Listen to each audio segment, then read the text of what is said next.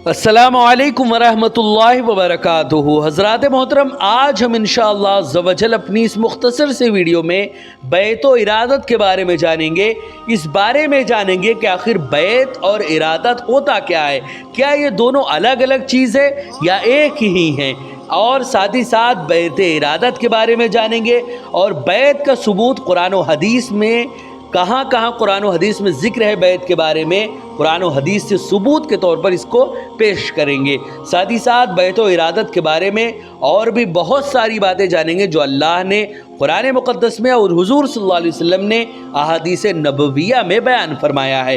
Video पसंद आए तो वीडियो को लाइक करें, शेयर करें, और अगर हमारे मोहम्मदी चैनल पर नए आए हों तो इसे ज़रूर सब्सक्राइब करके बेल आइकन को भी ज़रूर दबाएं ताकि इस तरह की तमाम इन्फॉर्मेटिव वीडियोज़ आप तक ज़रूर पहुँचे। हज़रात मोहतरम, जैसे कि आप लोगों को मालूम है कि हम इसी तरह दावत व तबलीग और दीन के काम को बराबर अंजाम दे रहे हैं। इसी मकसद के पेश नज़र हमने एक मदरसा और एक जामा मस्जिद की बाज़ाब्ता बुनियाद डाली है।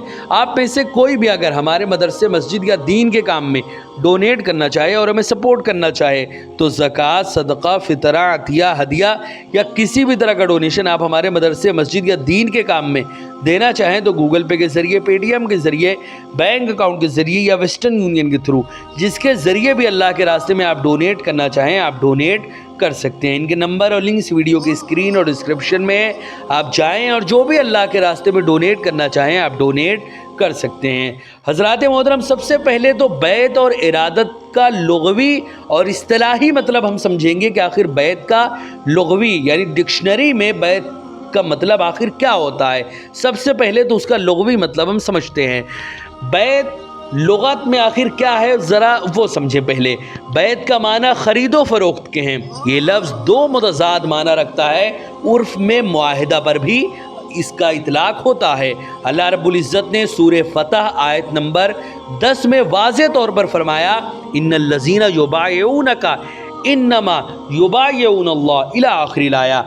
हज़रात मोहतरम, इसमें अल्लाह ने फरमाया कि जो लोग आपसे बैत करते हैं वो अल्लाह ही से बैत करते हैं, क्योंकि उनके हाथों पर अल्लाह का हाथ है। तो जिसने उस अहद को तोड़ा उसने अपने बड़े अहद को तोड़ा, और जिसने उस अहद को पूरा किया जो उसने अल्लाह से किया था तो अल्लाह उसे बहुत सवाब अता फरमाएगा। हज़रात मोहतरम, इसी तरह बैत का इस्तिलाही जो मतलब है अब ज़रा वो समाअत करें। हज़रात मोहतरम, बैत का इस्तिलाही मतलब है, तरीक़त की ज़बान में बैत का मतलब होता है कि बंदा अपने आप को आसानी या तंगी हर हाल में अल्लाह और उसके रसूल के सुपुर्द कर दे और उनका हर हुक्म बजा लाए। हज़रात मोहतरम, इसी तरह इरादत का जो मतलब होता है लुग़वी सबसे पहले हम समझते हैं। इरादत का माना चाहना, क़स्द करना, और उसका इसमें फ़ाइल होता है मुरीद यानी इरादा करने वाला। इसी तरह इस्तिलाह में इरादत का मतलब होता है, सूफिया के नज़दीक इरादत का मतलब होता है कि बंदा की आतिश इरादत उसकी तमाम ख्वाहिशात को ख़त्म कर दे, ये होती है इरादत। हज़रात मोहतरम, अल्लाह ने कुरान मुक़द्दस में वाज़े तौर पर फरमाया, वस्बिर नफ्सक मअल्लज़ीना यदऊना रब्बहुम बिलग़दाति वल अशी युरीदूना वजहहु वला तअदु ऐनाका अन्हुम। हज़रात मोहतरम, सूरह कहफ़ आयत नंबर 28 में अल्लाह ने वाज़े तौर पर फरमाया कि अपने आप को उनके पास रोके रखो जो सुबह व शाम अपने रब को पुकारते हैं, उनकी रज़ा चाहते हैं, और अपना रुख उनसे मत हटाओ। हज़रात मोहतरम, इसी तरह बैत इरादत क्या होता है अब ज़रा वो भी समाअत कर लें। बैत इरादत ये है कि बंदा अपने इरादे और अख्तियार से यकसर बाहर होकर अपने आप को शेख मुर्शिद, हादिये बरहक और वासिले हक के हाथ में बिल्कुल सुपुर्द कर दे, उसे मुतलकन अपना हाकिम व मालिक समझे और उसके चलाने पर राह सुलूक चले, कोई कदम भी उसकी मर्ज़ी के कभी ना रखे। हज़रात मोहतरम, अब मैं आपके सामने बैत व इरादत का सबूत कुरान व हदीस के ज़रिए मैं साबित करूँगा कि कुरान व हदीस में भी बैत का, इरादत का सबूत कुरान व हदीस में भी मौजूद है। हज़रात मोहतरम, सबसे पहले कुरान में अल्लाह रब्बुल इज़्ज़त ने सूरह फ़तह आयत नंबर 18 में अल्लाह ने वाज़े तौर पर फरमाया, लक़द रदियल्लाहु अनिल मोमिनीना इला आखिरिल आया। بے شک اللہ ایمان والوں سے راضی ہوا جب وہ اس پیڑ کے نیچے تمہاری بیعت کر رہے تھے۔ حضرات محترم، اللہ نے جانا جو کچھ ان کے دلوں میں ہے، ان پر اطمینان اتارا اور انہیں جلد آنے والی فتح کا انعام دیا۔ حضرات محترم، اسی طرح سورہ توبہ آیت نمبر 111 میں اللہ نے واضح طور پر فرما دیا، ان اللہ اشترى من المؤمنین انفسهم واموالهم بان لهم الجنہ، بے شک اللہ نے مسلمانوں سے جنت کے بدلے میں ان کے مال اور جان خرید لیے ہیں۔ حضرات محترم، اسی طرح اللہ رب العزت نے اور بھی کئی ساری آیتوں میں واضح طور پر فرمایا ہے۔ اسی طرح حدیث مبارکہ میں بھی کئی ساری جگہوں پہ حضور صلی اللہ علیہ وسلم نے فرمایا۔ حضور صلی اللہ علیہ وسلم نے بخاری شریف میں واضح طور پر فرمایا کہ ہم نے رسول اللہ صلی اللہ علیہ وسلم سے اس پر بیعت کی، یعنی بخاری شریف کی یہ روایت ہے۔ ایک صحابی کہتے ہیں، یعنی حضرت عبادہ بن صامت رضی اللہ تعالیٰ عنہ سے مروی ہے، وہ فرماتے ہیں کہ ہم نے رسول اللہ صلی اللہ علیہ وسلم سے اس بات پر بیعت کی کہ ہر آسانی اور دشواری، ہر خوشی اور ناگواری میں حکم آپ کا سنیں گے اور اطاعت کریں گے، اور صاحب حکم کے کسی حکم میں چون و چرا کبھی نہیں کریں گے۔ اسی طرح صحیح ابن حبان میں بھی واضح طور پر ایک روایت کا ذکر ہے کہ بے شک اللہ تمہاری 3 باتوں کو پسند فرماتا ہے اور تمہاری 3 باتوں سے وہ ناراض ہو جاتا ہے۔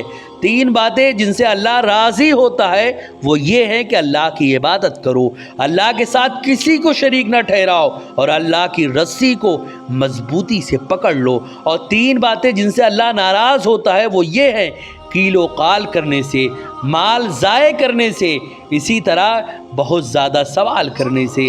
حضرات محترم، اسی طرح ایک اور روایت میں المعجم الکبیر میں واضح طور پر فرمایا گیا کہ مجاشع بن مسعود رضی اللہ تعالیٰ عنہ سے مروی ہے کہ وہ رسول پاک صلی اللہ علیہ وسلم کے پاس آئے تاکہ وہ ہجرت پر بیعت کرے۔ رسول اکرم صلی اللہ علیہ وسلم نے فرمایا، نہیں، بلکہ ہم اسلام پر بیعت کریں گے، کیونکہ فتح مکہ کے بعد ہجرت نہیں ہے، تو احسان اخلاص پر بیعت کرنے والوں میں سے ہو جاؤ۔